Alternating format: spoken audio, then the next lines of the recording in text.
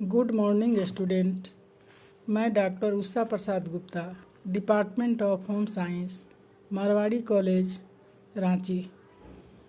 आज का टॉपिक है शिशुओं को पहचानिए, नो लिटिल चिल्ड्रेन। आज मैं शिशुओं के विकास के बारे में बताऊंगी।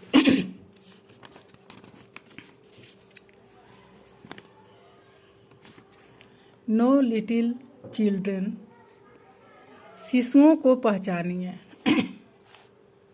वृद्धि और विकास दोनों ही मूल रूप से एक जैसे शब्द हैं।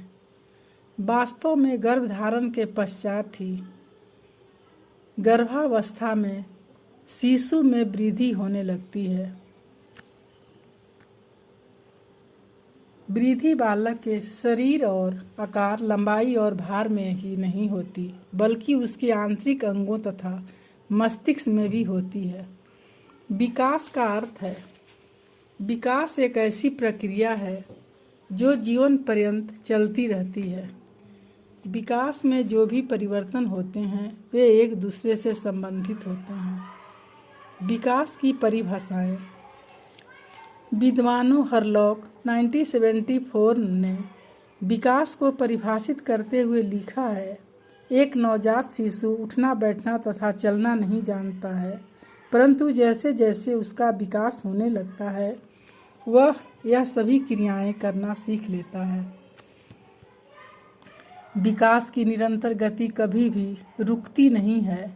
इसकी गति कभी धीमी तो कभी तेज हो जाती है, पर कभी रुकती नहीं है।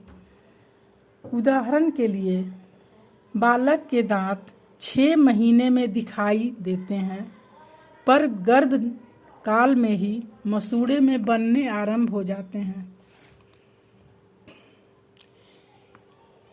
शैशवावस्था 1 माह से 2 वर्ष, बाल्यावस्था 2 वर्ष से 12 वर्ष, किशोरावस्था 12 वर्ष से 18 वर्ष। वृद्धि एवं विकास के विभिन्न पक्ष को 6 भागों में बांटा गया है। पहला है शारीरिक विकास, दूसरा है क्रियात्मक विकास, तीसरा सामाजिक विकास, चौथा संवेगात्मक विकास, 5 ज्ञानात्मक विकास, 6 भाषा का विकास। शारीरिक विकास में हम लोग पढ़ेंगे भार का विकास। जन्म का समय शिशु का भार लगभग 2.5 किलोग्राम से 3 किलोग्राम तक होता है।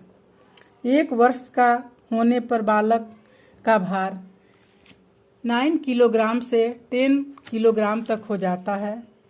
जन्म के बाद पहले 5 माह में भार में वृद्धि काफ़ी होती है और 4 माह बाद भार 2 गुना हो जाता है। फिर गति कुछ मंद पड़ जाती है। कद का विकास। जन्म के समय शिशु की लंबाई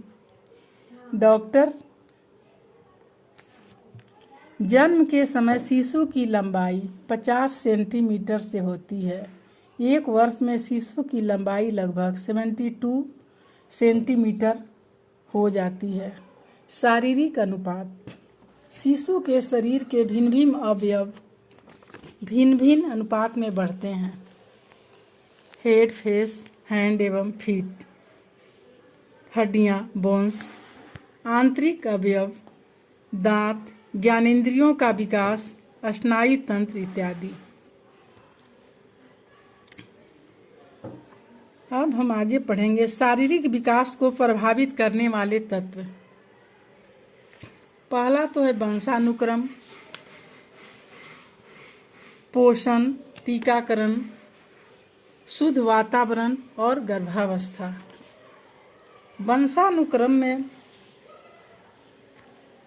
वंशानुक्रम हेरिडिटी। माता पिता से विकास के शील गुण व सीमाएं बालक को प्राप्त होती है और वह देर सबेर उन सीमाओं को प्राप्त कर लेता है। जैसे बालक की लंबाई, भार, शारीरिक गठन इत्यादि। पोषण। शिशु को जिस प्रकार का पोषण जन्म से पहले और जन्म के बाद मिलता है, उसी पर उसका शारीरिक विकास निर्भर करता है। टीकाकरण। बालकों का सही टीकाकरण उन्हें कई रोगों से बचाता है। शुद्ध वातावरण। सूर्य का प्रकाश और स्वच्छ वायु बालक के अच्छे शारीरिक विकास में सहायक होते हैं। विटामिन डी हड्डियों को पुष्ट बनाता है। गर्भावस्था। अगर माता तनाव रहित हो तो बालक का शारीरिक विकास गर्भ से ही उत्तम होगा। आगे भी जन्म के पश्चात ऐसे बालकों का शारीरिक विकास अच्छा रहता है। क्रियात्मक विकास। बालक अपने शरीर पर नियंत्रण प्राप्त करता जाता है। इसके फलस्वरूप वह बहुत सी शारीरिक क्रियाएं करने लगता है। ऐसे विकास को क्रियात्मक विकास कहते हैं। यह जन्म से 5 वर्ष तक तीव्रता से होता है। क्रियात्मक विकास बालक खुद अपने वातावरण को जानने व समझने की कोशिश करता है। वह नई नई कलाओं व क्रियाओं को सीखता है, जिससे उसके आत्मविश्वास पैदा होता है। सामाजिक विकास। बालक जन्म से न तो सामाजिक होता है और न असामाजिक। शिशु अपने आसपास के वातावरण में विशेष रुचि नहीं रखते। जैसे जैसे शिशु का विकास होता जाता है, वह अपनी माता और अपने आसपास के अन्य सदस्यों को पहचानने लगता है। यहीं से उसका सामाजिक विकास शुरू होता है। सामाजिक विकास से ही सामाजिकरण आरंभ होता है। सामाजिकरण यह प्रक्रिया है जिसमें बच्चा खाना, बोलना, खेलना सीखता है। माता पिता को चाहिए कि बच्चों को अच्छा सामाजिक व्यवहार सिखाएं, उसका मार्गदर्शन करें और उसे प्रोत्साहित करें। सामाजिक विकास का अर्थ है जिस समाज में बच्चा रहता है उस समाज के अनुसार अपने व्यवहार को ढालने की बच्चे की क्षमता। संवेगात्मक विकास। Emotional development. हर्ष, क्रोध, डर और खुशी जैसे भाव शिशुओं में भी देखे जाते हैं। उनके भाव खुशी या क्रोध दिखाने की साधारण प्रतिक्रियाएं होती हैं। स्तनपान कराने से और गोद में लेकर सहलाने से बच्चों को खुशी मिलती है। आकस्मिक तेज आवाज़ तथा गीले लंगोटे बच्चे में भय पैदा करते हैं, जिसके कारण वह रोता है। आयु के साथ साथ भावात्मक अभिव्यक्ति में भी बदलाव आता है। 0 से 3 माह के वर्ग के बच्चे